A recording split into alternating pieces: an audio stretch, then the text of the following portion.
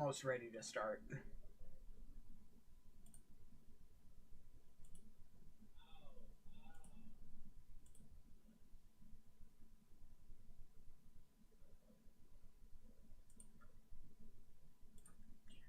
That.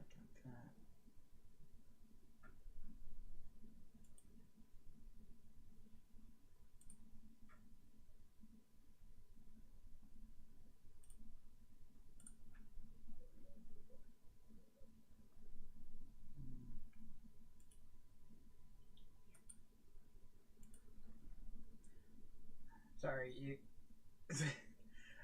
All these people showing up, and I'm still actually trying to get the official message out about it.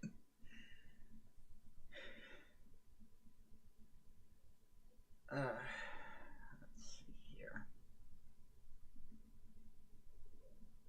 There it is. That's what I wanted.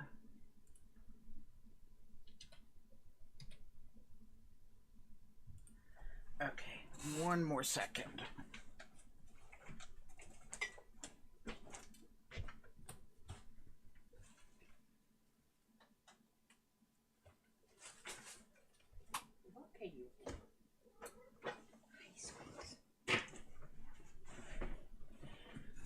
Oh. Well, should have known that was going to happen. Okay, so that is coming in awfully quiet.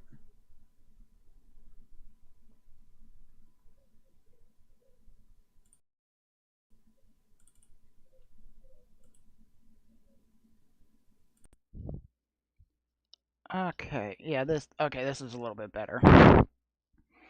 Okay, so hi there, everyone. This is Heather Van Wild, Raindrop Works. So yeah, as I said in the earlier, or in the tweet that I sent out, I just went through listening to the audio from Tiny's bail hearing, where basically the state had tried to say that he was involved in violent felonies, and as such, he should not be released under Oregon law. The defense, and I think we really do start to get an idea of what kind of defense is going to be pitched here, going through this case into the trial and everything. Basically making it seem like he was just a small figure. He didn't have any actual power, that they were defending themselves against violent anarchists, and that he had no power over the situation that was going on. There is a lot to unpack from this hearing, and like I said on Twitter, it is about an hour and a half long, so I'm going to go ahead and start it up, and I might have to tweak the audio here and there. There's some sections that are a little bit louder, and I will try to spare your eardrums as best I can.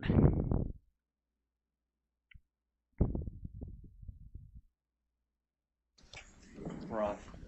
Yes, Judge. Appearing on behalf of the state, at least for the first part of this matter, William Garnes, G.A. Hartman, as my Oregon bar number is 173536. We're hearing the matter of State of Oregon versus Tusitala Tiny Toese, case number 21 CR 61225. We're here on the state's motion to deem the offense as not releasable under ORS 135240, and motion to deny bail in this case.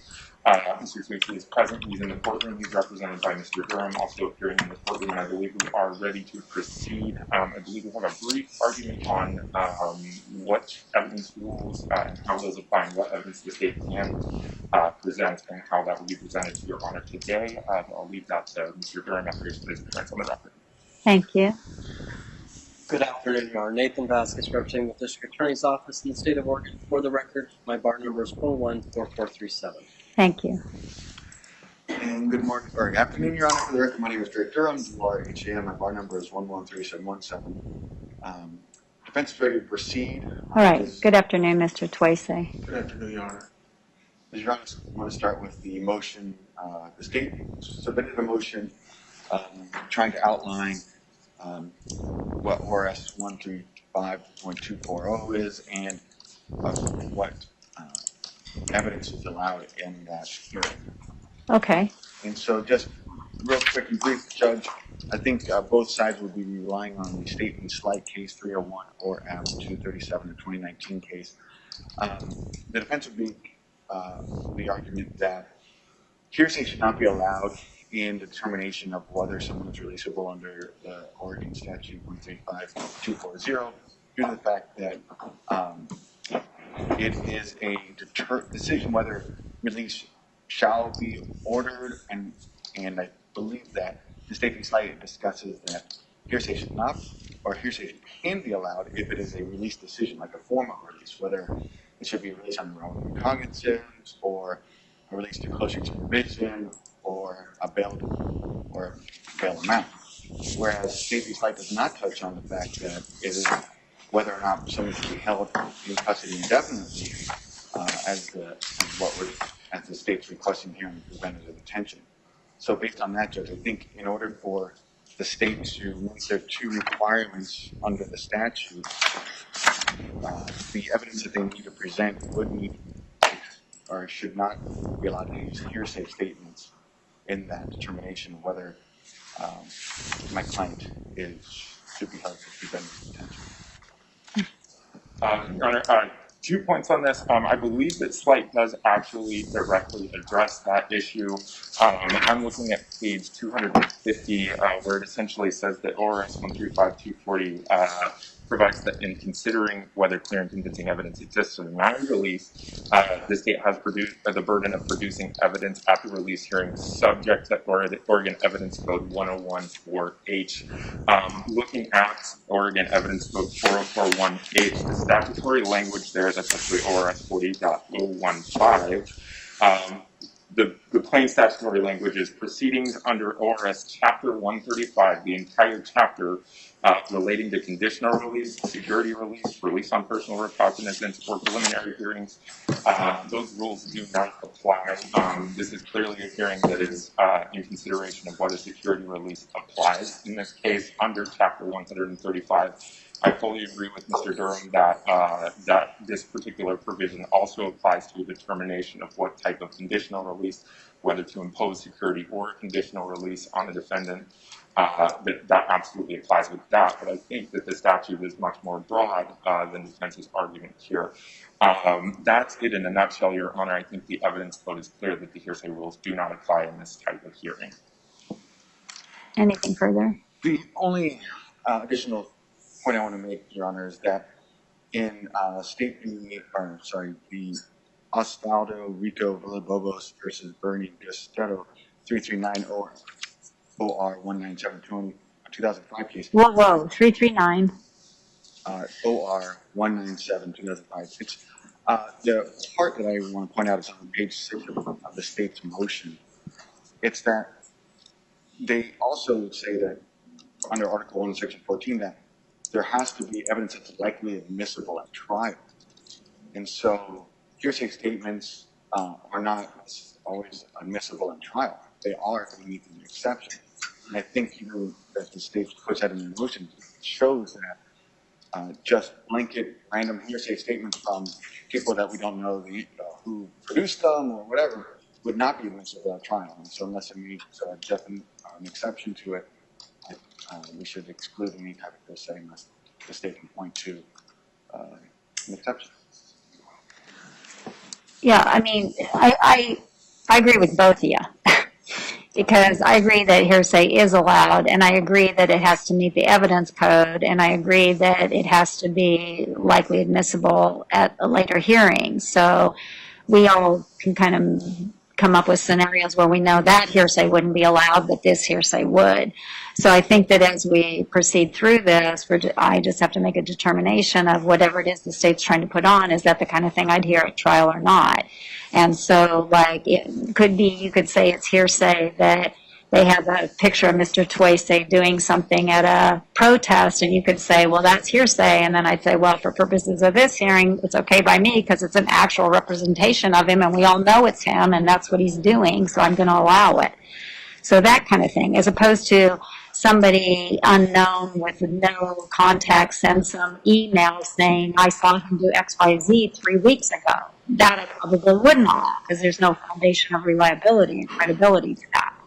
So I think I'm just going to have to take it a piece at a time, depending on what you're trying to offer.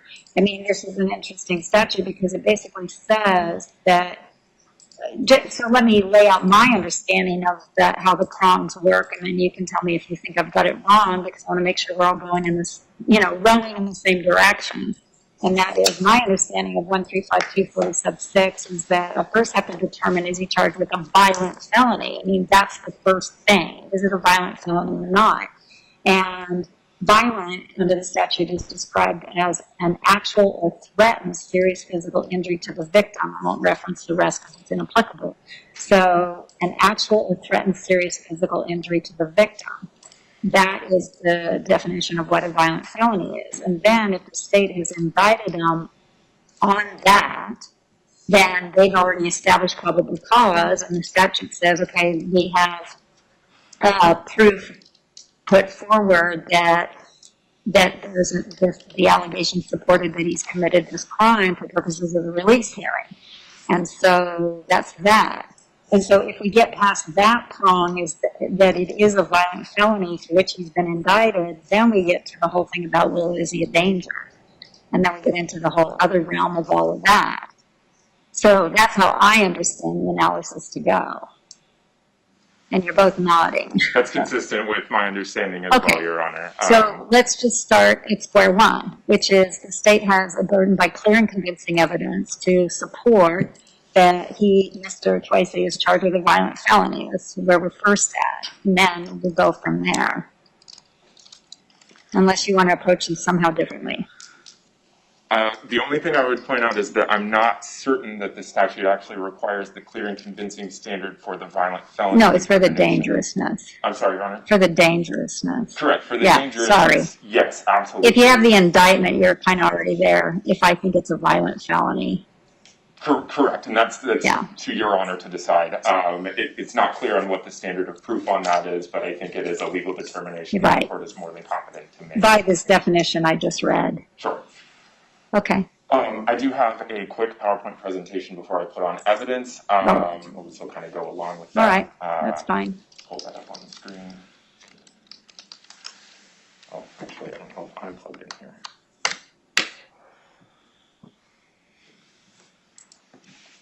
It's popping out. Okay. So the first slide that I have here, Your Honor, is basically just a statutory outline. I think Your Honor has already hit the nail on the head. Can you get it on this one? Belabor this point. Essentially, the first step in this process for what we're handling is the violent felony determination. We intend to present evidence both through some photographs. Well, they're actually still frames of videos that we've accumulated from various open source media. Is that on Your Honor's desktop as well? I'm trying to get there, unless Peter can at least move that to this screen where I can actually see it. But there we go. Now I can read it. Okay. It's actually a little better for me as well. So essentially, for the violent felony determination, I have several still frames that I'll be presenting as demonstratives through this PowerPoint presentation.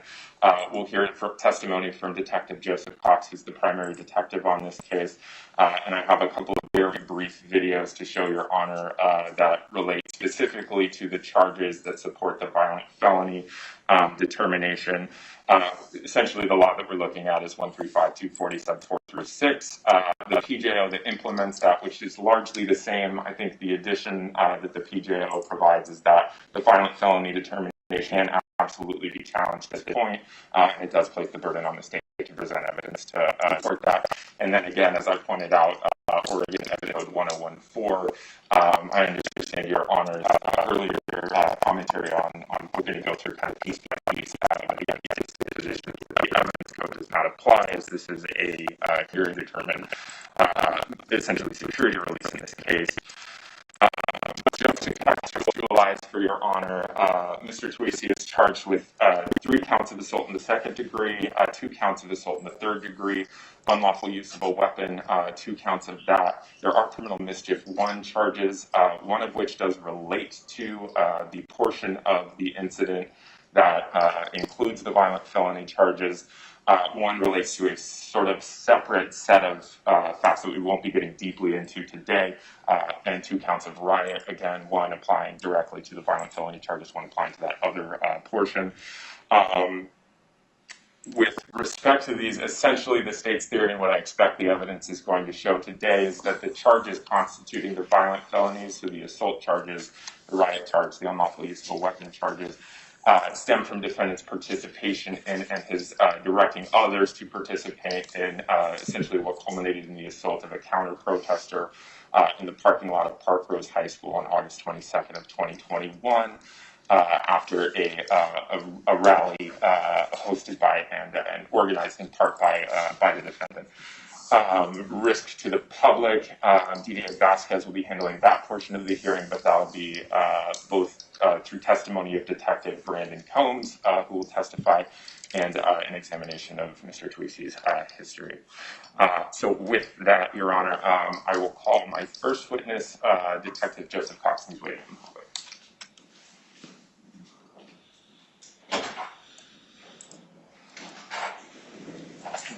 See that okay, right?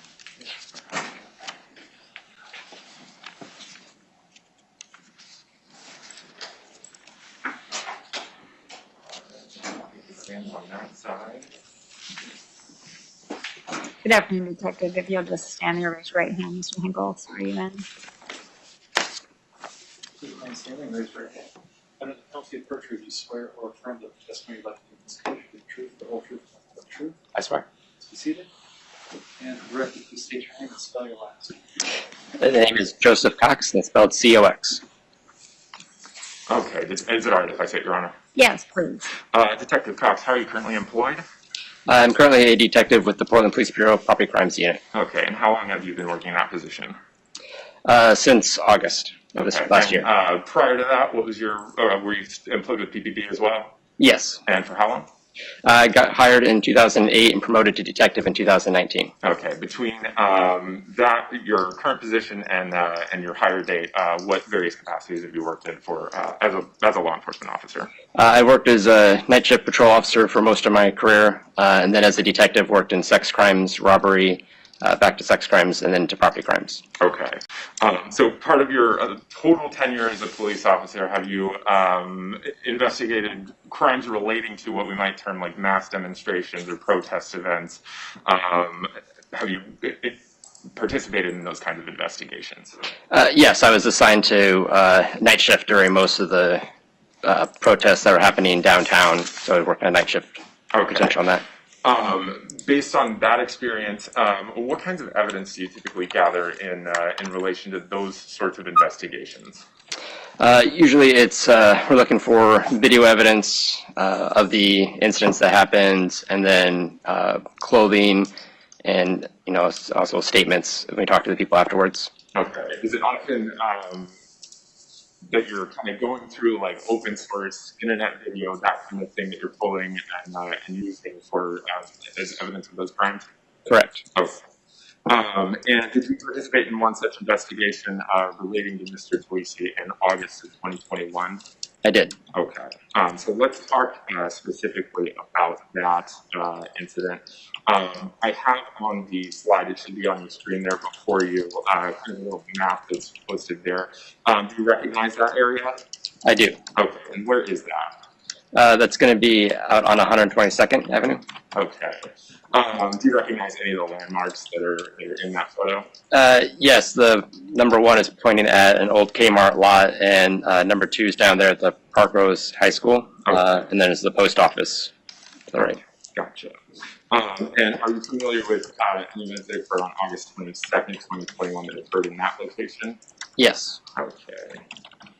And can you just briefly describe how you became familiar with that event? So during that event, as a detective, we get assigned to what's called like a mass arrest team. And so officers on the street don't have to deal with like the paperwork and all that stuff. People get transported up to the detective division where we process all the paperwork, evidence, and try to do interviews. Myself and the other detectives that were assigned to the property crimes unit were tasked with watching video on social media, try to see if we could see any incidents with such a violence or destruction of property, and try to capture that. Okay. So while the incident on that date was going, were you like watching like live streams of the event happening kind of in real time? Yes, I was watching video, and I was also watching Twitter and different types of forums, like the chats, and seeing what communication was coming up. And people would say, "Oh, check out this video," and then I'd go and pull up those videos. So I had multiple screens up, watching multiple stuff. Okay. And then even after the event, were you able to kind of like go through those various different sources on the internet or wherever else and find additional video relating to the event? Yes. Okay. So based on that investigation, can you briefly describe what the event was supposed to be and kind of how that was planned? So there was a rally at the Kmart parking lot, and then it was pretty peaceful for most of the time, and then eventually a group of counter protesters arrived, and then there was an altercation that extended south down 122nd, and then eventually over towards Park Rose High School where it ended. Okay. So just backing up to the rally, were you able to review actual video of like the rally itself before things kind of like catalyzed into a larger kind of scale event? Yes. Okay. And did Mr. Toese make any speeches during that rally? Yes. Okay. And are you familiar with those speeches? I reviewed those speeches and stuff, but I don't remember a lot of that because I was mostly focused on the property damage type stuff. Okay. Okay. So you mentioned that at one point a counter-protest group arrived at the location as the rally was going on. Can you describe how that occurred? Like what is the specifics and what was the response, I guess, from the crowd at the rally? So I noticed from watching some of the video that there were some individuals that showed up, and there was some communication between the two groups out on the streets, or like on the sidewalk behind 20 seconds. And for the most part, that seemed like it was fairly peaceful. And then eventually a group of individuals, kind of protesters that were obviously clad up in, like the black bloc, they showed up with a vehicle. It was looks like a retired old Metro West van. That vehicle stopped as it was entering the lot. And then there was two individuals from the rally that approached that vehicle, opened the door. One individual looked like they were firing pepper spray, and another one used paintballs. The driver of that vehicle looked like he got out, abandoned the vehicle, which rolled forward, and then the clash kind of started from there. And then it stopped. There was a pause break, and then a re-engagement later. Okay. And kind of during that pause break or that re-engagement, at what point did Mr. Toese kind of become involved in that? I recalled seeing him kind of directing individuals, letting them notice to stay back, don't go forward, and then also trying to protect the stage and the property. Okay. Protect what? The stage. Stage? Well, there's a clarify. So in the rally, can you just describe what the general area looked like before the counter-protest group arrived?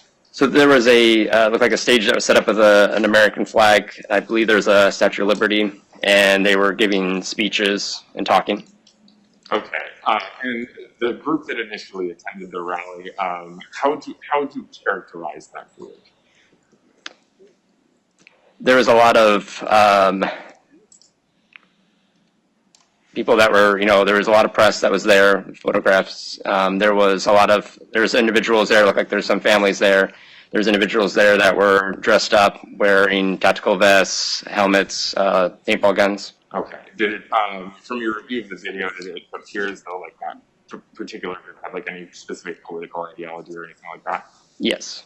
And what was that political ideology? I'd say more on the conservative side. Okay. And the counter-protest group, is that apparent based on either your experience as a police officer or review of the specific video in this case? Yes. And what is that political ideology? It'd be on the left side. Okay. So it's kind of like a politically driven sort of like clash between two far sides. Okay. So backing up or I guess moving forward, back to Mr. Toese. And then, I'm sorry, the vehicle that drove up and the people that got out, which side was it? The Metro West vehicle looked like it was being driven by the counter-protesters. It's on the left side. Okay, thank you. So that's the group that's coming into the rally after it had already kind of progressed for quite some time. Is that correct? Correct.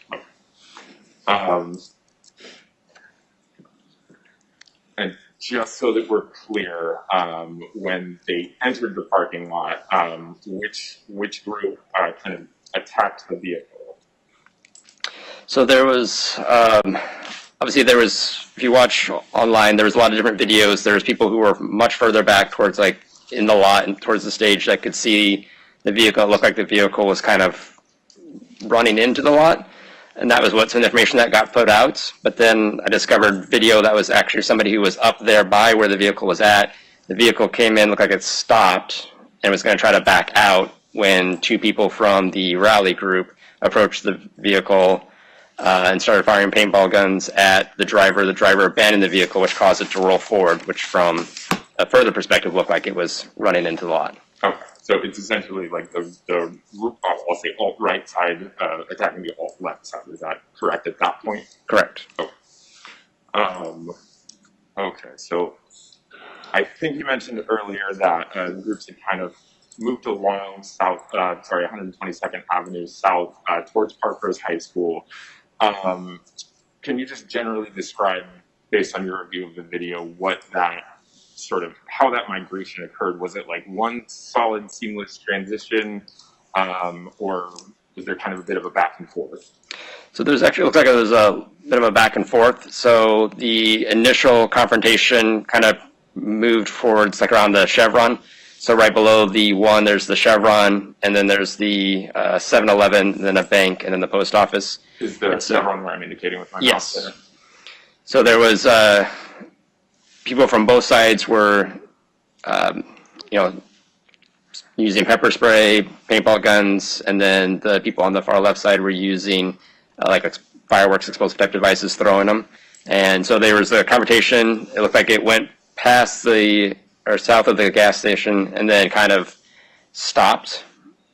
And then the counter-protester group came back again, and then there was another confrontation. That confrontation continued all the way down past the post office, then across the street over towards the school. Okay, and is this the post office here? Yes. Okay, so the confrontation ultimately, I believe you're kind of indicating that it culminates here, is that right? Correct. Okay, and that's the parking lot of Parkrose High School? Okay, all right, so I'm going to move on to the next slide. So if you recognize this image here?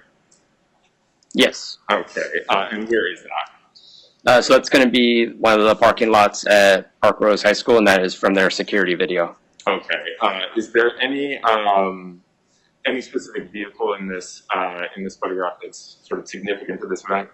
Yes, the silver Honda Ridgeline. Okay, and what is the significance of that vehicle? There was an individual that got into that vehicle, and then about 30 seconds to a minute after that person was in there, other people were from the counter-protester group were getting in their vehicles and leaving. That vehicle was still there. People from the rally approached, identified somebody in that vehicle, screamed out Antifa, and then a bunch of the people from the rally group circled that vehicle, and then there was attacks on the person inside. Okay, so just kind of going through this frame by frame here. Do you recognize this photograph as well? Yes. Okay, and do you see Mr. Toese in this photograph? Yes, he's to the right of the vehicle. Okay, and how are you identifying him? I recognized him from the earlier when he was doing the speeches, and then obviously still wearing the same clothing, but then covered in paint. Okay, and is that consistent with kind of how he appeared in the earlier portions of the videos that you reviewed as they're kind of approaching that general area? Yes. Okay.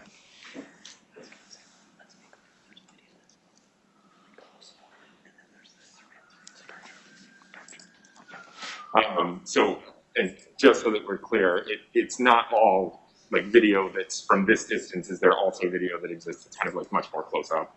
Yeah, this is the video that I had from the security camera. There was also a lot of other videos from independent press. Okay, and are the independent press like kind of on the ground embedded in the crowd? Yes. Okay. So after this kind of frame here, do you know what happens next? So obviously there's no audio from the security camera, but I was able to get a much larger picture of what was going on in the lot, and then with their camera system, he was able to zoom in. And so by zooming in, we were able to see that Mr. Toese looks like he pointed at the vehicle. From the security camera, it looked like he pointed at the vehicle and then walked up to it using what appeared to be a bat, hit the driver's side window, and then walked off. And is that kind of what's starting to be depicted here? Yes. Okay. And I think you mentioned earlier that somebody was yelling in the videos, that's Antifa, that's Antifa. Do you know from the videos that you reviewed, were you able to recognize the voice or identify who that was? Yes, so from also watching videos from the independent press that were actually there locally, and you could actually hear audio, that's where I was able to hear his voice. Okay, and like this, when you mentioned like the independent press folks, you're talking about like folks kind of like this who are carrying around what appears to be like cameras on either poles or like their own like kind of higher grade cameras that they've got. Yeah, so there's people with like just like your basic cameras, then also a lot of people with their cell phones as well. I'm gonna just push forward here. Whoops. So are these kind of stills that you recognize from like those kinds of photos of people who are actually like boots on the ground? Yes. Okay. And you recognize kind of like what's going on in this room. Is this before or after the last room that we were looking at? So this is going to be after. Okay. And can you see in the photograph whether any of those people in the crowd are kind of like armed with weapons or what they might have in their possession? Yeah, so there's individuals that look like they had bats. I saw an individual with a knife, two individuals with knives go around and puncture out the tires of the vehicle. A couple individuals through the driver's side window that had been broken, punched the driver. An individual walked up and pepper sprayed the driver. There was an individual that came in from the driver's side door, or passenger side door, looked like might have been throwing some swings at that driver, and then another individual came in later, kicked the driver, and then also came in and started to punch them. That was more closer video. Okay, and where is Mr. Toese throughout this whole altercation? So the initial school video, I saw that he was on the back and the driver's side had pointed at the vehicle before everybody started to swarm it. And then I noticed on one video, it looked like somebody that looked like might have been him had gone into the vehicle, but then I found a different view of that. It wasn't him. I could see he was on the driver's side during that initial person that went in. And then there's other videos where he's like walking around the back of the vehicle, pointing at it. Back vehicle what? The Honda Ridgeline. Yeah, he was at the back of the vehicle and I didn't hear the rest. Sorry, he was pointing at it while walking around with the other people from the rally group. And when you say pointing at it, you mean the car? With pointing with his bat. At the car. At the car. And while that's all going on, can you hear him making any kind of directives or like audibilizing in any way? And if so, like what is he saying?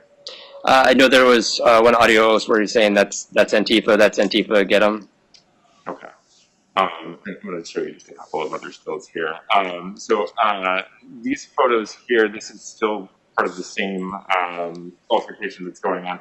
Throughout all these photos and the photos from the last slide, is it your understanding that the driver or the occupant of the vehicle is still in there? Yes. Okay, and what are these folks doing? So there was a couple individuals that were further away that were firing paintballs at the person inside the vehicle. Okay, and based on your review of the video, are these, I think there's actually a third person behind this one here, but are these the only folks that are firing paintballs into the vehicle? So there was somebody that I saw from another video that was on the driver's side shooting towards the vehicle. The frame on the left, the individual with the green armbands, was one of the people that I saw punch the occupant from the driver's side window and also puncture the tires. Okay. I'm going to go to the next one here. So I think you mentioned a little earlier that somebody had actually climbed into the vehicle.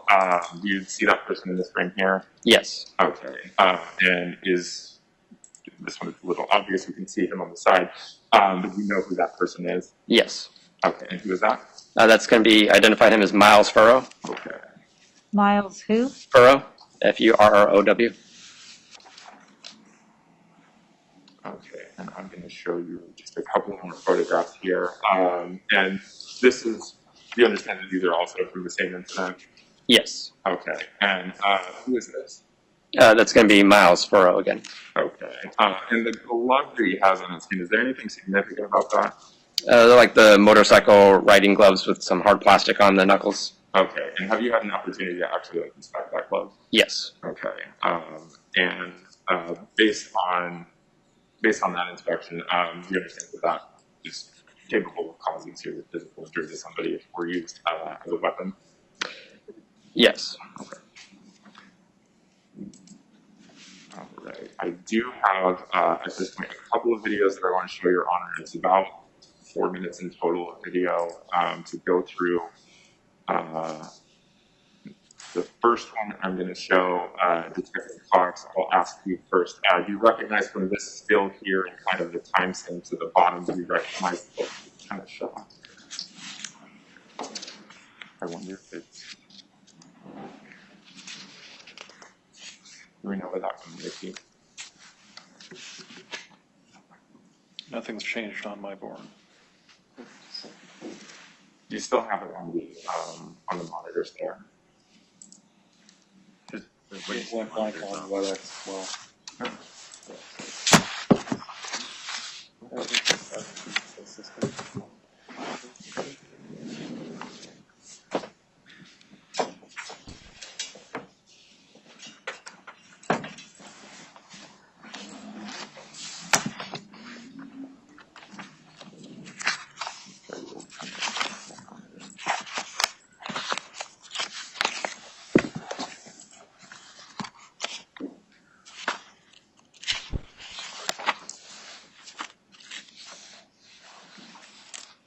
Your plug's loose. It's in.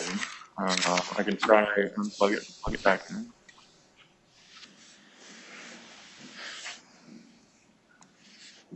Where did your other one? Yeah, and when I queued them up, they did come up there earlier. Hit play just to see if it. No, it's not. I'm actually not picking up. It's my EQ. It looks like. Wait, just give this a second. There we go. Okay. So if you can see that on the standing up on the bench. Okay.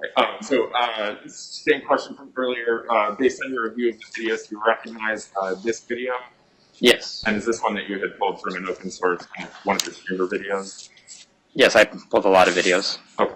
And I'm just going to play about 1 minute and 25 seconds of this video for Your Honor, and I'll just let it play through, and I have just a couple of questions for you. Can you, is this like numbered in some way I can keep track of it? I would call this one video 1 on the PowerPoint that I've got there. I just want to know which one, so we all reference the same thing. Sure. So This video will be video 1. 1, video 2 will come up next. Okay.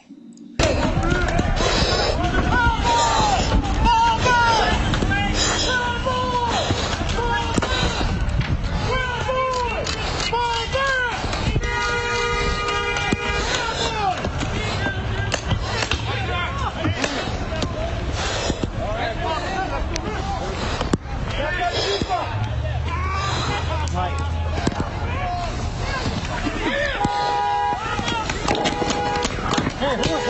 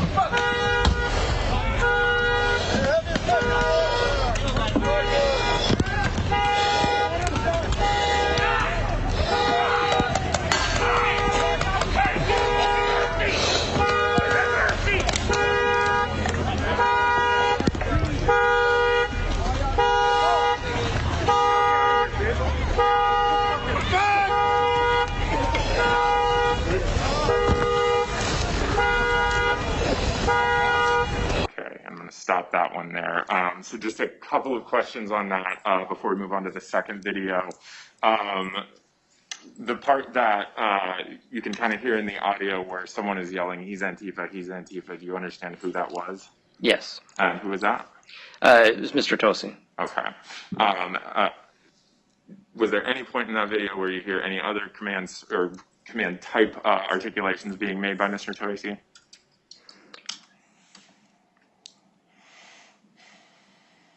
Trying to recall, there were so many videos I watched over and over. Trying to back it up a little bit, that's helpful. Well, here, let me ask it in this way.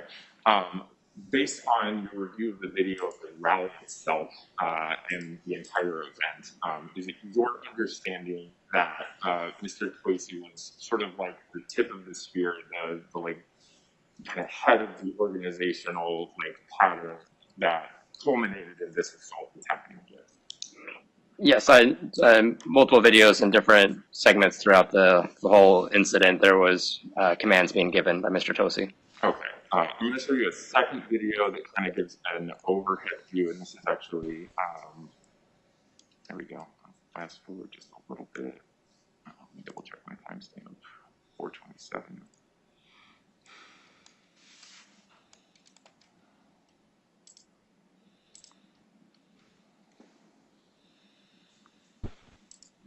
Okay, and do you recognize what this video is? Yes, this is the security camera video from Park Rose High School. Okay, and I think you mentioned when you were talking about it earlier, you can kind of zoom in on the area, so I'm going to go ahead and do that.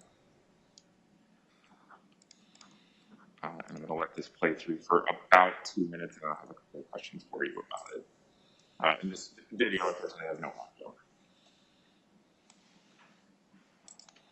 And as that video has no audio, we have no audio because everyone is just watching the silent movie.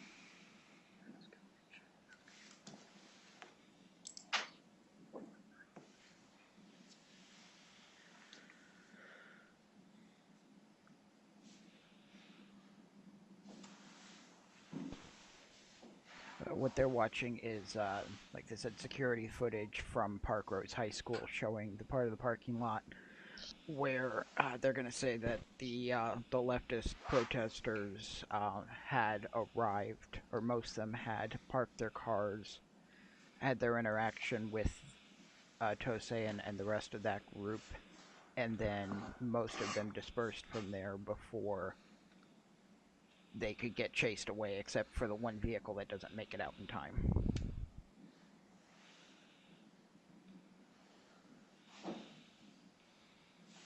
Okay, I'm going to go ahead and stop that one there.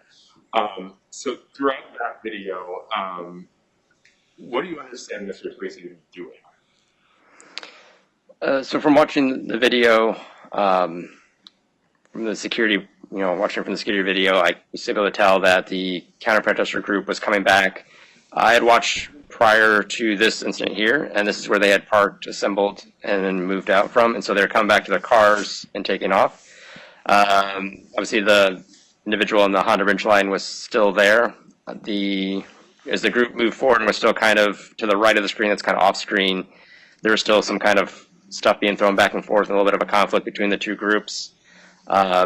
Mr. Toese looks like appeared to have identified somebody still in that vehicle, kind of pointed at it, and then that's when the group started to swarm it. Okay, and is it your understanding that he was basically directing you to do that? But object Yeah, for speculation. sustained.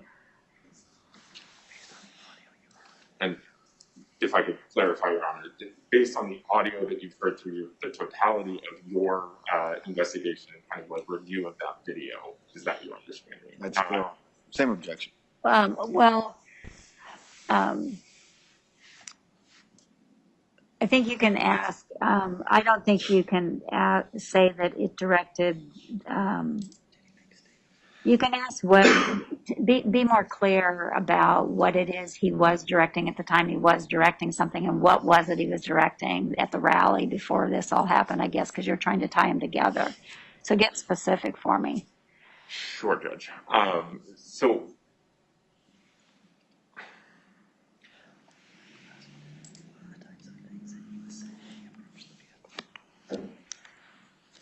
So what are the types of things that he's saying as he approaches the vehicle? Identifies the individual inside the vehicle as Antifa. Okay. And while that's going on, do you also hear additional identifications of that person as Antifa? Yeah, the pointing with the baseball bat at the direction of the vehicle. Is there anything in particular that you're hearing in the videos, these videos, others that you've reviewed, that indicates that he is directing the others towards that vehicle, essentially to commit these acts? I'd say based on the pointing with the bat, claiming that that's Antifa, and then the kind of the, looks like directional, once he moves in, everybody else kind of follows suit.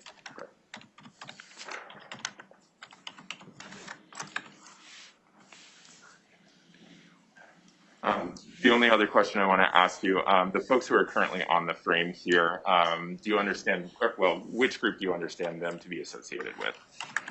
So most of the individuals that I can see in the frame, excluding like the people that are like the independent press, would be individuals that were part of the rally. Okay, so none of the kind of far left folks, or who might characterize as far left? They got in the vehicle, said left, most of them would be to the right of the screen. Okay. Okay.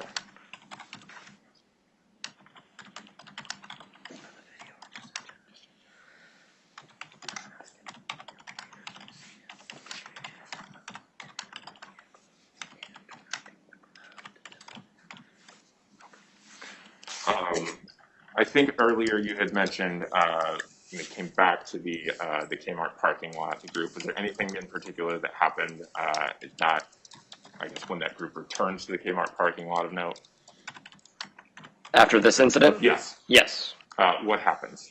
So the Metro West vehicle that was still left at the scene, individuals were going up to it, looking inside, doing more damage to it, and then they were rocking it back and forth, and eventually they tipped it over.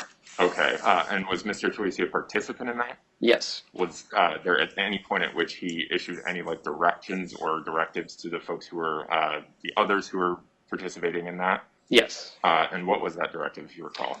There was a statement made along the lines of, let's flip this motherfucker over. And then the individuals that were on would have been the right side of the vehicle that were trying to tip it were kind of looks like they were just rocking it, pushing it from the high. And then Mr. Toese said, get low. And that's when the group got lower and was able to actually tip the vehicle over. All right, Your Honor, I have no further questions. All right. Cross? No, thank you. Good afternoon, Detective. How are you doing? Afternoon. Good. I want to kind of start at the very beginning. There originally was a protest set to happen at the waterfront, correct? Correct. And apparently word got out that there's going to be a lot of counter protests, and that's when the protest decided to move to 122nd Avenue parking lot, correct? Correct. Okay. And then, so they set up a stage, and you had mentioned that there were people that were just dressed in street clothes and not tactical gear attending the event as well, right? Correct. And were there kids around too? I believe there were some children. Okay. And then you had mentioned that this van appeared from the counter protesters, and then two of them regular protesters kind of approached that van at some point, right? Correct. But then Mr. Toese actually says, leave him alone, come back to the stage at some point, right? Yes, during the initial part, it was trying to stay back. Right. So he didn't, at that point, direct anyone to go to that van or anything like that, right? Not that van specifically. Right. And so he was trying to keep all all the protesters at that point that he was with or associated with said stay near the stage, right? Correct. Okay. And then at some point, there is a physical engagement or paintball shoot off between the counter protesters and the protesters, correct? Yes. Okay. And actually, the counter protesters then leave the area for a short time, and there's kind of a pause in the act, so to speak, right? Yes. But then it seems as though the counter protesters kind of regroup and then re-engage again. Is that right? Yes. Okay. And you had mentioned that a lot of the counter protesters used the Park Rose High School parking lot for their vehicles. Yes. All right. And you had mentioned that some of these vehicles actually had extra weapons, fireworks, shields in the beds of the trucks, right? In the Honda Ridgeline, I saw individuals from the rally group pulling out like shields and bottles of water. Okay, so that Honda Ridgeline was also carrying supplies for the county protesters. I could see stuff being pulling out of the vehicle. Okay, I could tell. like The shield, the waters, yes. Right. Then you had also mentioned that it was the counter protesters that were the ones using fireworks. So I could see that there was both groups had. I know people on the rally side had paintball guns. I could see pepper spray, what appeared to be pepper spray going off. Stuff was being thrown back and forth. I know groups from the counter protester side were throwing what would have been like makeshift fireworks type devices. Okay. And the counter protesters also had their paintball guns and their. I recall seeing one individual had like a large silver tank that was spray paint and used it to spray a street preacher that was walking by, and then threw it. Yeah, and you wrote a couple of reports on this incident, right? Yes. And in one report, you had mentioned that there were a bunch of journalists there, right? And that the counter protesters would sometimes assault the press, right? Correct. And at one time, they actually assault a press member and they spray them with pink paint or some type of paint, right? I don't know if it's pink or whatever. Yeah, there was a journalist that was attacked multiple times By the counter protesters. by the counter protesters. Right. And then you actually wrote in your report that very few, if any, individuals, other rally groups actually attacked any members of the press. Correct. Okay. I'm going to object to this line of questioning of what relevance it has to the violent felony that Mr. Toese committed on that day. I think he's trying to establish whether, well, I won't say what it is. Go ahead, Mr. Durham. Say what you're trying to do here. Sure. I believe the state's trying to show that my client is directing violence against people, when in fact, what we see throughout that day is that my client and the other personnel are not the violent people to begin with, and that the counter protesters are the ones attacking other individuals and go to this site to start the engagement. Okay, so that's established. They're all at each other. I mean, there's not a disagreement. There was a lot of violence happening on both Yeah. sides. I mean, that's apparent. I don't think that in and of itself means that he can't have committed a violent felony. Fair enough. But I'll just continue. I mean. Yeah, I mean, I've got the picture. Yeah. All right. Okay.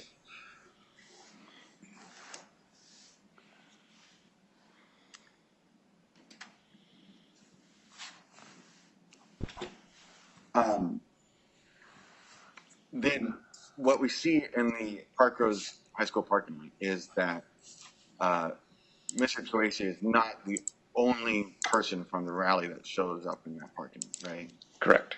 There are. Can give an estimate of how many other individuals there were on The- for part of the original rally group? I'd say, I mean, there was anywhere from 20 to 30 plus. Okay. And watching the video, did you see other people from that rally engaged in conduct that there's no way Mr. Toese would have known about? There's a lot of independent actions that are happening there. Right. Okay.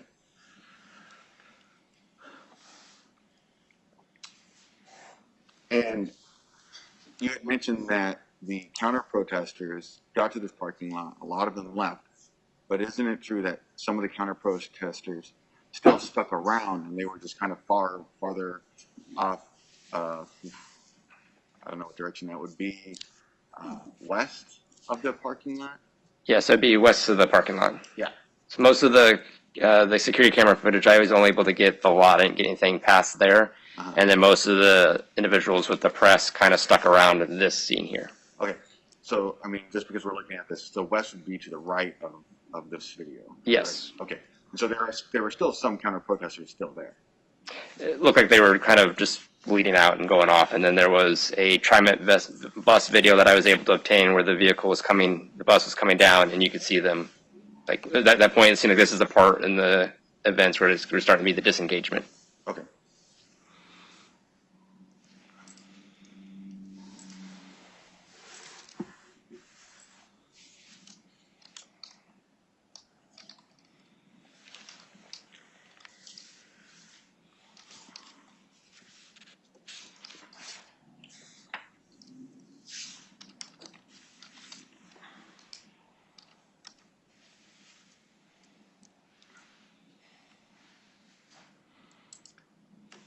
You also mentioned that you see Mr. Toese use a baseball bat to break the the window of the ridgeline, and then he walks away from the Honda ridgeline. Is that right? Correct. And just to make the record perfectly clear, you never see Mr. Toese ever physically touch the driver of that vehicle, right? The only thing I saw was the bat. There was statements that looked like someone thought that he actually entered the vehicle, and from one of the videos, it looked like it might have been him. But then I saw him on the driver's side of the vehicle. So it was not him that went into the vehicle. No, the only thing I saw was him swinging the bat, and then the kind of pointing at it, and then that's when everybody rallied around it. Right. And even you see the driver of the ridgeline actually able to exit the ridgeline, and he's pushed by another individual, right? Correct. And then he's able to walk away. Correct. Yeah, he ran away. Mr. Toese doesn't run after him, right? Not that I mean, I've reviewed so many videos, I don't recall. Yeah. And Mr. Toese doesn't say, "Oh, he's getting away, go get him," or anything like that, correct? Not in the videos that I heard. Okay. And none of the videos or anything you see Mr. Toese re-engage with that individual in any form, right? Not that I can recall. Okay. And at some point during this video, you kind of actually lose track of Mr. Toese, where he is according to where the ridgeline is, right?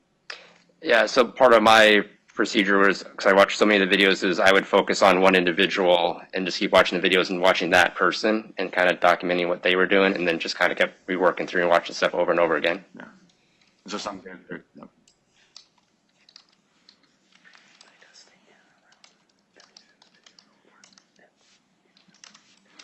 And you wrote some reports on this, on the videos you watched and information you gathered, correct? Correct. Okay. And you probably did you write this report closer in time to actually watching those videos? So there was, what I initially did was, on the day of the event, I observed most of the videos, and then ended up going back and started grabbing all the videos that was available on open source. And then I kind of worked it through. I try to built up like a timeline of events, kind of got just the overall picture, and then just started focusing down on just if different individuals, if I was able to actually identify somebody as committing a property crime or a violent crime.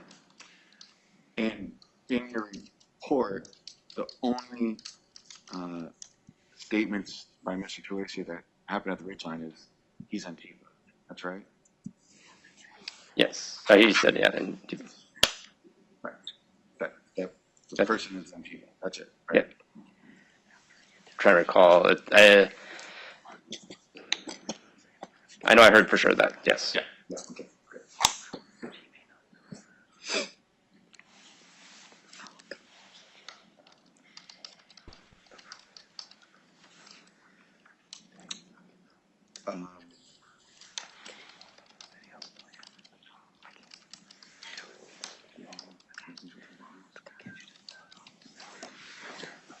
No further questions. Thank you. Redirect. Just briefly, Your Honor.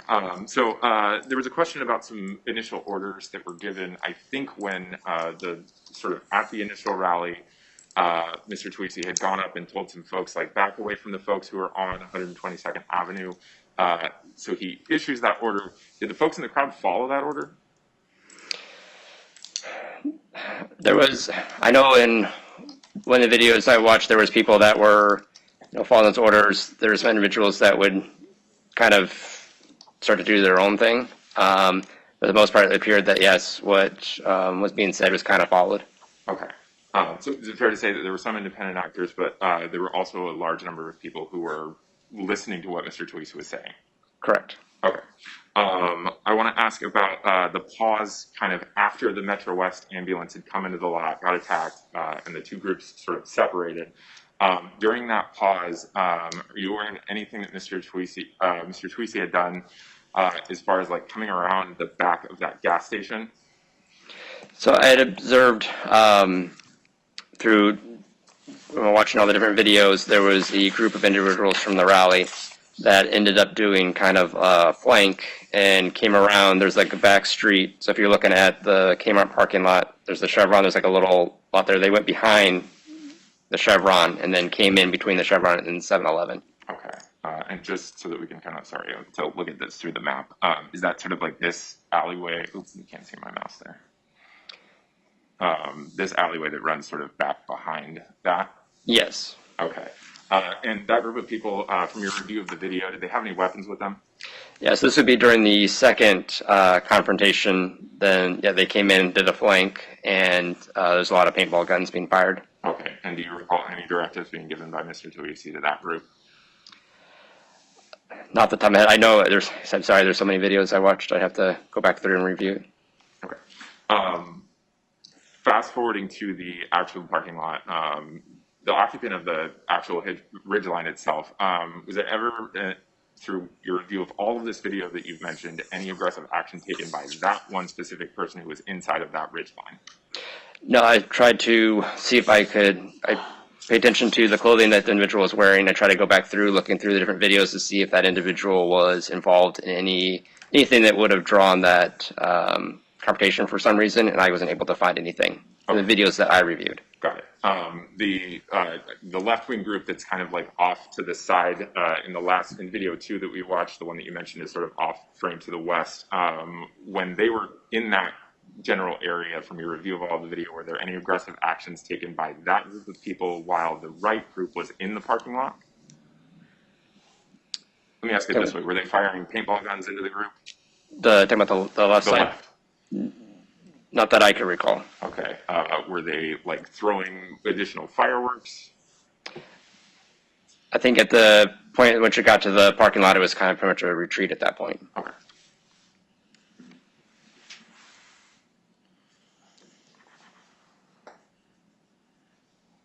Was there ever any point in the videos that you reviewed of the incident in the parking lot where Mr. Toese did anything to actually stop the assault on the person in the ridgeline? Not that I saw. Okay. Those are all the questions I have, Your Honor. Thank you. All right. Any further information to be offered or evidence to be offered with regard to the issue of defining whether this is a violent felony? We'll decide that question first. And Your Honor, I would just, again, based on subject to Your Honor's ruling on the evidence presented in this case, or what we can present in this hearing, I would also reference the attachment A, which is connected to the motion, which outlines the review of all of the video, the reports in the case, the actual rally itself, and all of that. I think that is admissible in this meeting, Your Honor. I'm admitting all of it. Great. Thank you, Your Honor. Just for the record, the defense would object to that. Okay. So now what? Argument on whether this is defined as violent felon? Yes, Your Honor. Just briefly, and I'll stand on what's contained in the motion for the most part. Again, the state's theory in this case is that Mr. Toese is essentially directing the violent assault on the occupant of the Honda Ridgeline. That is the primary driving violent felony behavior. That's the basis of the assault 2, the assault 3, one of the riot, one of the criminal mischief, and both of the UUW charges. I believe that throughout, while I don't know that there is any actual serious physical injury, I think that throughout the conduct from basically the start of the rally to the actual assault that's carried out against the victim inside of the Honda Ridgeline, there is certainly conduct that is threatening of serious physical injury, paintball guns, armored motorcycle gloves, baseball bats being used on the side of the vehicle when the window is smashed out where the driver is sitting. There's another baseball bat being used to break out the back window that you can see in the video, in video number 2, I believe. Based on all of that, Your Honor, I think there is clear evidence that this is a violent felony. Again, Mr. Toese is indicted, so we have to prove that in this context, but at this point, I think there is sufficient. If Your Honor has any direct questions, I'm happy to answer those, but on that, I'll... Thank you, Mr. Gahn. Mr. Duran. Thank you, Judge. This does not meet the definition of violent felony. I think the state just conceded that there was no actual serious physical injury done to the alleged victim in this case. So the state would have to be relying on if there was threatened use of physical violence. But when Threatened serious physical injury. yeah, it's threatened serious physical injury. The evidence in record and evidence before Your Honor is that Mr. Toese was in the parking lot and he said, that's Antifa or something along those lines to the other individuals. We know that the people that are associated with the Antifa group had fireworks, weapons, other things like that. Well, if the presumption of innocence was strong for the defense, and it should always be, we know that the one thing that Mr. Toese could be pointing out to the rest of his people are that that person could be a threat or harm to them because they, we know that the counter-protesters initiated the engagement against the protesters at the rally, that they engaged multiple times. We don't know what is going through the person driving the Ridgeline's head, but it could have been a threat, used the vehicle to do some harm to the protesters. So just simply pointing out that an individual is not associated with them, but associated with the counter-protest is not a threat of physical violence. The state relies that my client may be the head or like some type of boss or anything like that. But the state would still need to show that what his intentions were, that he intended to have people go and physically hurt this individual, and that's not there. And you have this great case law that there's no natural and probable consequences anymore. And for the last at least 20 plus years, and that's, State v. Antelope is a 164 over app 672 2000 case. And I'm going to cite this case because it's two individuals that fight another kid, and it's a gang-related fight. And during that fight, it stops. There's a point where the co-defendant brings out a knife. Sorry, Detective, I should have left you off the stand. I went right into it. You're excused. Your Honor. Go ahead, Mr. Durham. Sure. Where the co-defendant brings out a knife and threatens the other individual, makes a verbal threat.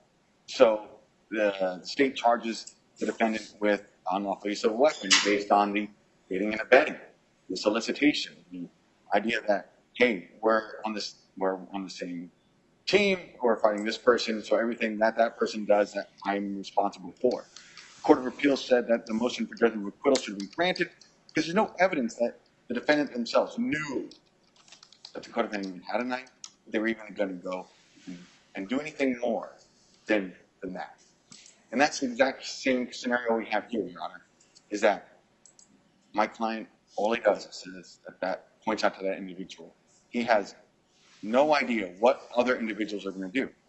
And even still, the Detective Cox testifies that when my client asks someone to do something, which is a peaceful thing at the moment, hey, don't engage with those guys, come back here, please. He doesn't have the power to control everyone. There are individual actors that do individual things. And you see in that video, there's a lot of people doing a lot of different things, engaging without Mr. Toese saying anything. If you take him out of the photo, out of the picture, if he was never there, would that person still have been attacked? Most likely, because that's what was going on that day. Mr. Toese did not direct those people. So therefore, because there's no actual serious physical injury, that my client never threatened that individual with serious physical harm in any way, nor directed anyone. This does not meet the definition of violent felony. Thank you. Anything further? Just briefly, Your Honor. I think that if you view the events entirely in a vacuum, that might be correct, but taken in the context of the entire day, and frankly, in the context of Mr. Toise's history, that is completely ignores the context of his status in that group of people, and how they responded to what he was saying and what he directed that day. I'd also just point out that the reference to the case and the knowledge aspect to that particular defendant, whether the co-defendant had a knife or anything like that, that's a completely different situation here. It was very, very obvious that everybody in that, well, not everybody, but a large number of folks in that group were armed with blunt weapons, paintball guns, all of the different implements that are used to basically assault the victim in the rib spine. I think that taken in the context, this is clearly a violent felony.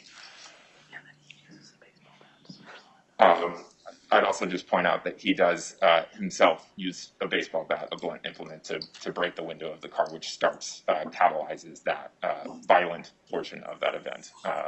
It would be speculative to guess what would have happened if Mr. Toise wasn't there. The simple fact of the matter is that he was there, and that he did direct that conduct. Thank you. Yes. Okay, you can take a seat, Mr. Durham. Just briefly, Judge, the state presented no evidence. My client's actual placement within the organization and what he's done over the past. I think if we're relying on evidence that would be admissible at trial, any prior bad acts by my client would not be admissible at trial and should not be considered in this, whether the specific instance is a violent felony. Thank you. All right. So, I mean, as I noted to counsel before we began, Mr. Toise and I know each other because he was on probation to me and I've previously revoked him. So that I'm aware of his engagement in this kind of activity is personal knowledge at this point based on my history with him. Nonetheless, I find that under the definition of violent felony for Smith 135-240 sub 6, the state hasn't met the burden of establishing that this is a violent felony. And I have to say that it is difficult to come to that conclusion in the sense of what's going on here with Mr. Toise and that day and everything that's happening. But it's a causal analysis. And do I believe that he's a leader in the organization? Yes. Do I believe he was there that day encouraging terrible behavior by people on his side of things? Yes. Was there terrible behavior going on the other side of things? Yes. Did he swing a bat and break a window? Clearly. Did people that are engaged with him and one person in particular enter the car and threaten some individual with some glove that looks very like it could harm somebody? Yes. All of that is true. And the fact that he points it back and say that's Antifa, I just don't think gets the state over the hurdle of being able to show that he, under an aid and abet theory, by those words alone, in the context of a bat breaking a window, take this over the hurdle into a definition that what he's charged with meets this definition of a violent felony. So that means that it's not preventative detention, and now we're up to release. but I do have some thoughts about that too. So are we going to that stage? Your Honor, I believe that is the next stage in the process. I have statements from the victims as well in this case that would go towards that. Plus, we have arguments about what his bail should be and how where that bail should remain. Okay, what's it currently? Well, we can go by the statutory. I don't know that the bail was actually ever set due to the preventive detention motion, but That's correct. Okay, well, why don't we just start with the state's presentation on primary and secondary criteria? My understanding under the statute is now that I've deemed it nonviolent, he is subject to release, and now it's a matter of deciding what that should look like, including security release. And Your Honor, there are in both the primary and secondary criteria, there's some key facts that I would point the court to. One of which is whether his future ability to return to court. In one of his prior cases, first, my understanding is 2 convictions for bail jumping out of the state of Washington. But in one of his prior cases, he specifically fled to American Samoa for a significant period of time and was gone. And what time frame was that? I have that here, Your Honor, if I can have just one moment. This was, let's see.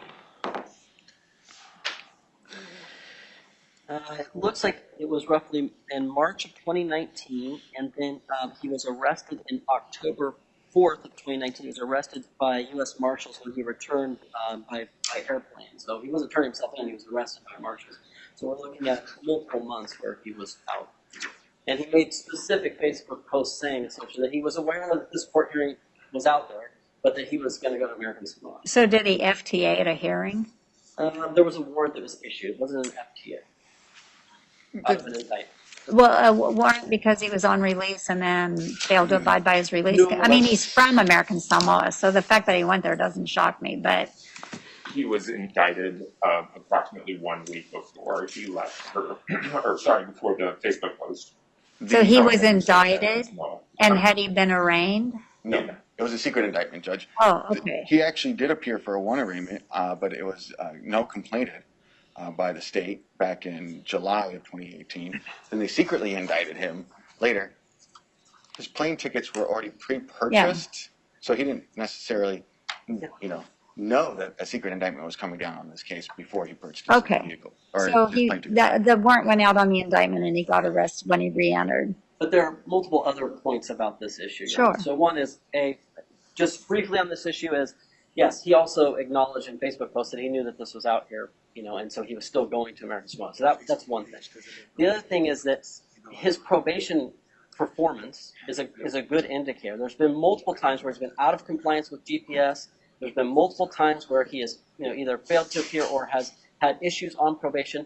His 2 probations in Multnomah County, each one of them ended with him being revoked for failure to perform on probation.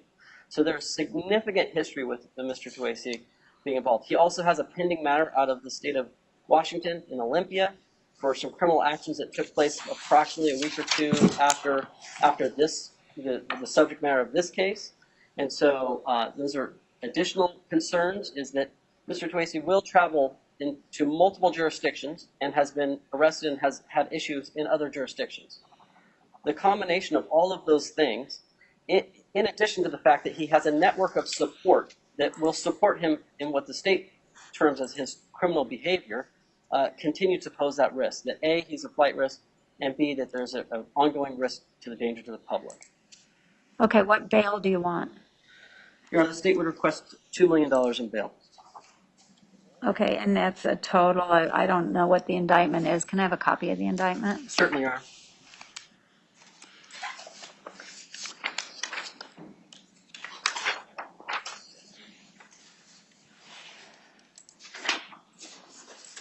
Thank you. Okay. Go ahead, Mr. Durham. Thank you, Judge. Judge, we asked that my client be released on his own recognizance. If you're uncomfortable with that, we'd have him released to close street supervision. If we're looking at the primary and secondary release criteria, the first one is the reasonable protection of the victim or public under ORS 135230. My client has no knowledge of who this individual is as a complaining witness, has no doesn't know anything about this person. So there's no fear that this person is going to, or that my client would somehow contact this Criminal individual. history. Sorry, go ahead. I want Okay. criminal history in front of me, but go ahead. I'm listening. No, that's okay. I'd like a copy of the criminal history too, if you have one. It hasn't been produced in our formal manner because this case is still new, but we can tell you. Oh, it's in this stack. Okay. Well, I know that my client is has not had any felony convictions. The nature of the current charge, Your Honor, on paper, it does seem rather serious, and of course, all criminal charges are incredibly serious. But we know that my client is not charged with any kind of physical injury, causing physical injury to anyone. My client does have some failed attempted conviction out of the state of Washington when he was a young child, or much younger than he is today. As you may know, Your Honor, my client does live.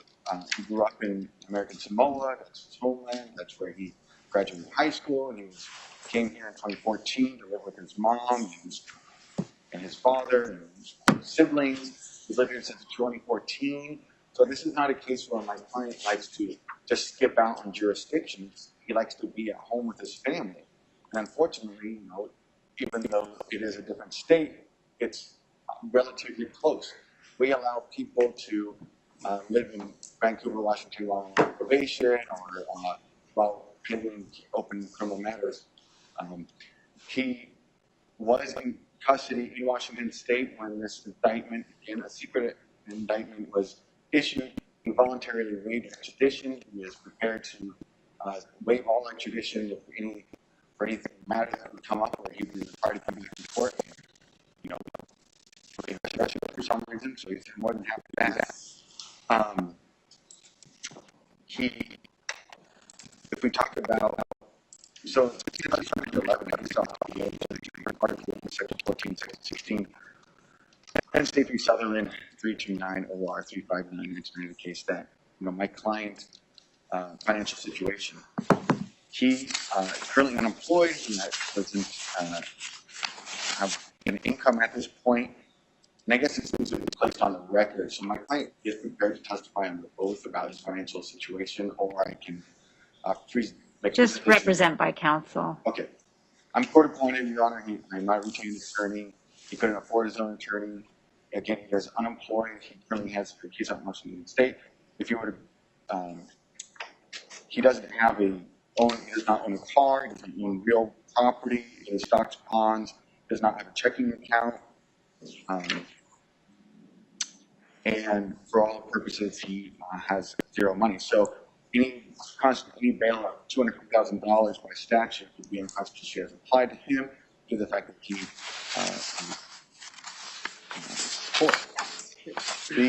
I'd also make, if I may be heard on this particular point, and I apologize for interrupting, is that while the state would agree and has no issue that Mr. Toese doesn't have employment and maybe doesn't have assets, that is not the crux of the issue. He has access to funds, and he has a large network that will raise funds for him. While I would not necessarily agree to the fullest extent, I do believe that the statute requires that we look at the defendant as an individual when assessing bail, not whether their family members or members of the public would randomly bail someone out. And well, it's financial condition, and so I think that could be interpreted broadly. But anyway, nonetheless, go ahead. And then just for just a quick legal argument, Judge, you see on the indictment that my client is charged with pretty much two sets of all the charges, and it's all based on the same conduct with the Honda Ridgeline incident. And so at the very minimum, my client deserves to at least not get double deemed by, the same charge pled a different way. So, we'd ask, I think, because otherwise the state could just, I'm surprised they didn't charge harassment and assault and continuing to add charges so that way the bail becomes $200 million by statute.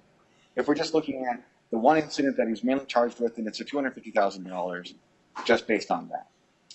But, Your Honor, I think that is still unconstitutionally too high for my client. the main concern with Your Honor should be whether my client's going to show up to trial, whether he's going to show up to court appearances when he needs to show up. And he will show up. He has shown up. And this is also a situation where when the state makes the argument, hey, we're worried about him hurting other members of the public, this incident happened on August 22nd, 2021, but they didn't get grand jury and indict my client until December 8th, 2021. So you have 2 months there where they were perfectly happy with Mr. Toese out and about, running around, before deciding to actually indict me. If it was really that much of a threat of the public, I know for sure they would have filed paperwork way ahead of time. We see that all the time in this class, but they just didn't seem to remember that then. So, Your Honor, we ask that bail or my client be released on his own recognizance, or at least checking with Flow Street, so that way he can be home with his family and hopefully try to find employment. All right, so I want his criminal history. Yes, Your Honor. His Oregon convictions consist of an assault for, that is actually the case in which he was on probation. Your Honor, it's from 2018. I believe there's also a harassment conviction from 2018. The remainder of Wait, slow it down. Was that harassment from the same incident? No, that was a separate incident. Also 2018, I believe that is correct, Your Honor. two different cases? Correct. His remaining criminal history is from the state of Washington. I believe Mr. Durham said that his bail jumping convictions were from when he was much younger. That's actually from 2019. Is the most recent one. There are also convictions from that same case out of Washington for obstructing law enforcement.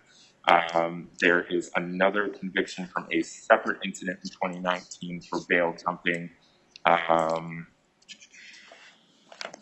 I'm sorry, I am just kind of going through his ledger report. I don't have the actual generated criminal history.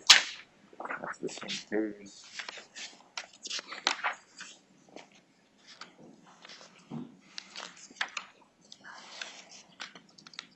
The two cases, okay. Same case as still.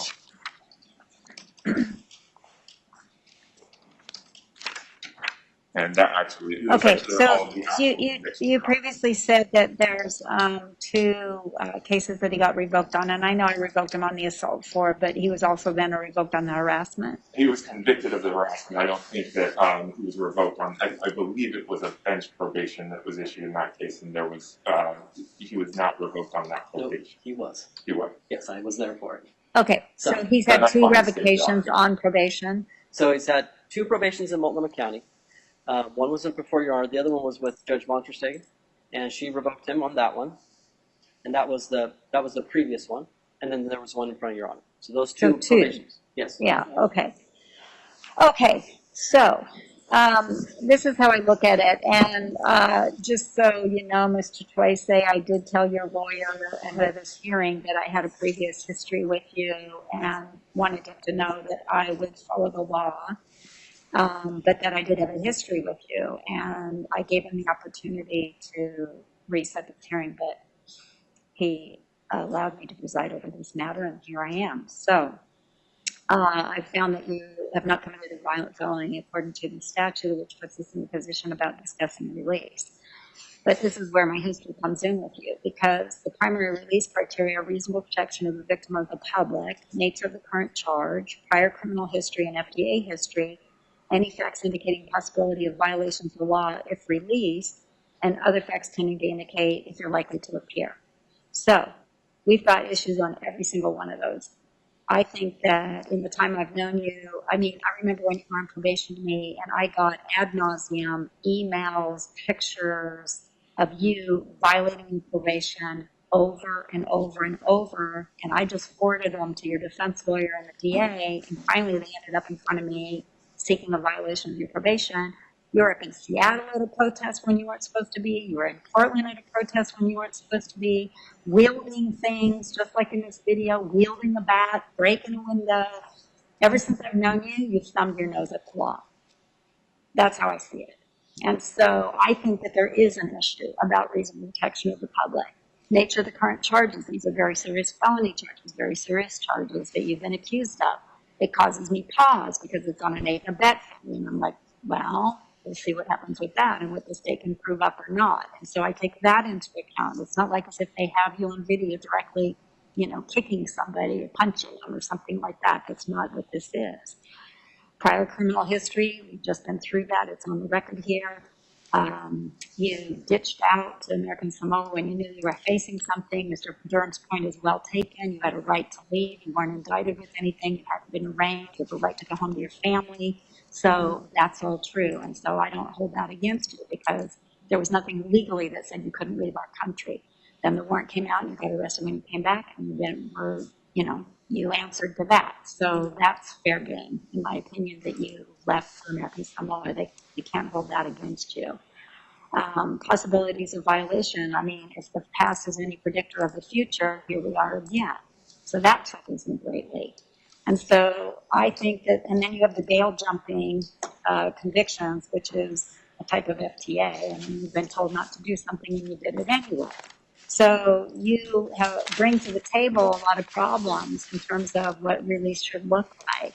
And so I think you have a right to release, but I do have a right to set bail in order to address all those criteria.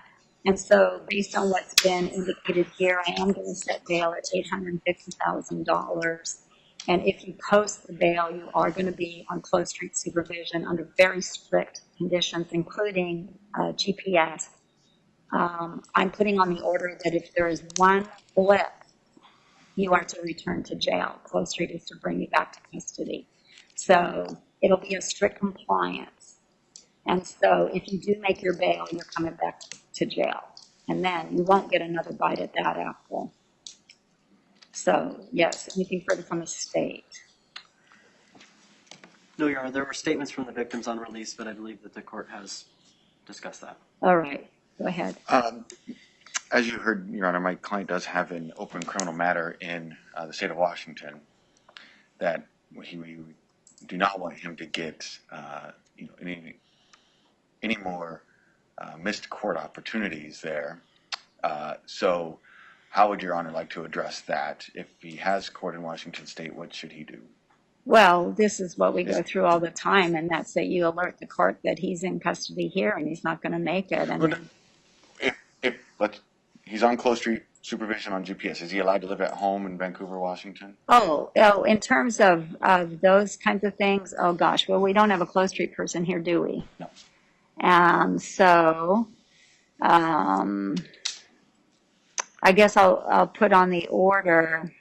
Your Honor, my understanding is closed street generally authorizes that type of travel and court appearances. That's a routine matter.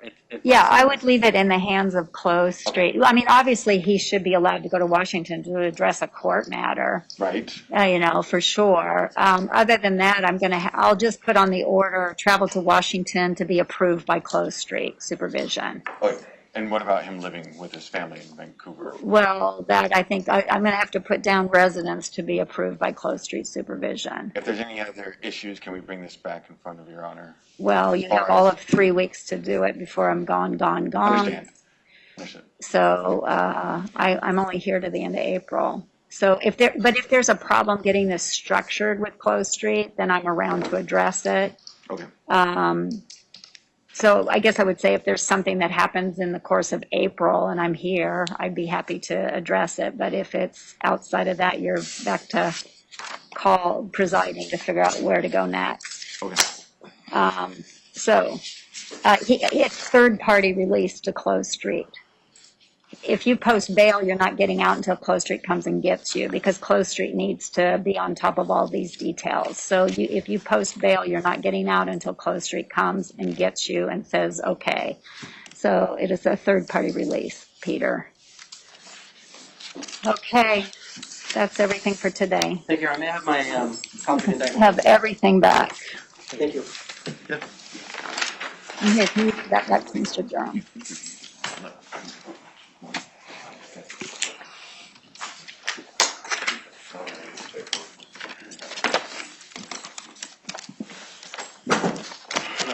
There was no previous bail, so Pardon? security is allowed and set at. Yeah.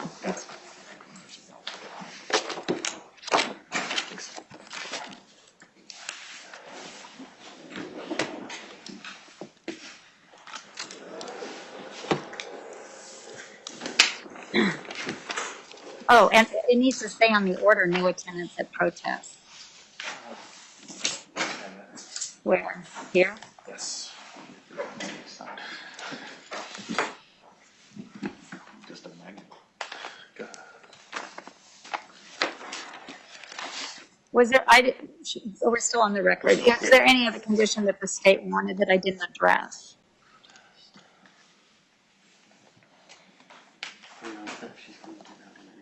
I think that makes sense as long as that's there. That's all. Okay, anything else from the defense in terms of condition?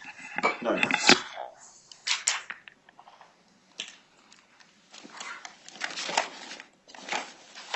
Yeah. All right. Thank you all. Thank you, Ron. Thank you, Peter. See you later.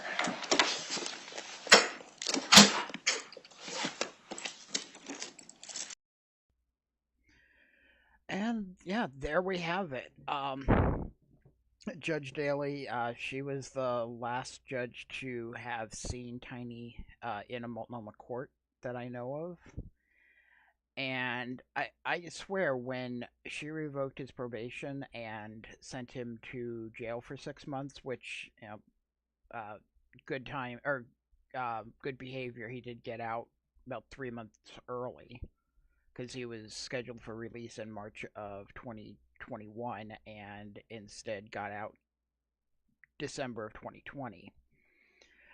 But I could swear I saw in a news report that he had told her that he was a changed man, that he wasn't the fighting Samoan or whatever his other street nickname was anymore. That he's just Tiny. I couldn't find the confirmation of that quote, but I am working on getting a copy of the audio from the hearing where that would have been said, so hopefully I can confirm that.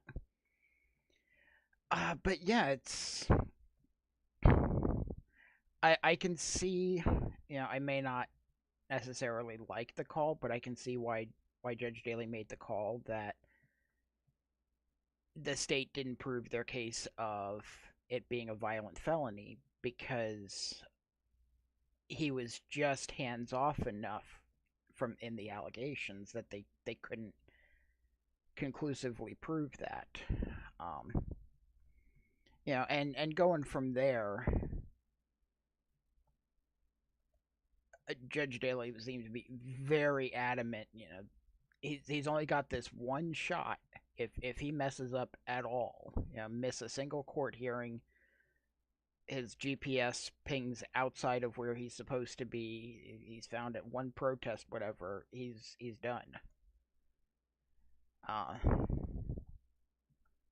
So if he does make bail, which we have seen that there are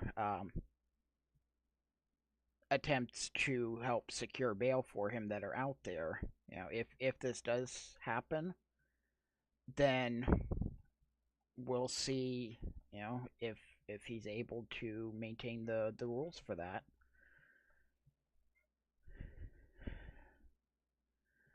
And yeah, so that's pretty much where we're sitting today. I don't have a whole lot of extra, new information other than this. I'm hoping to have more, the next day or two.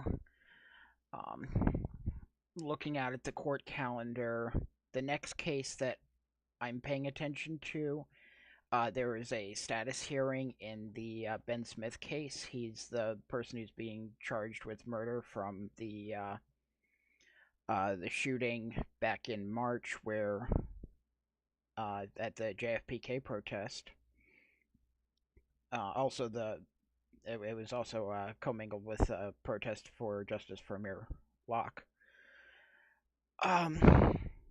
That said, I will not be there in person, and I probably won't be able to directly talk about it because I have dental appointment the day before, and I think I'm getting another tooth pulled. So I'm gonna work on being, or listening to it, but probably from bed. In the meantime, I definitely thank everyone for coming in, for hanging out with me while we watch this. And if you got other questions, feel free to be respectful in the chat and talk about it. And if there's other things that I can help out with, I will definitely do that. In the meantime, y'all have a good day. Yeah, I think it's still on Monday. Yep, it's still Monday. Hopefully, you have a decent rest of the day. And take care.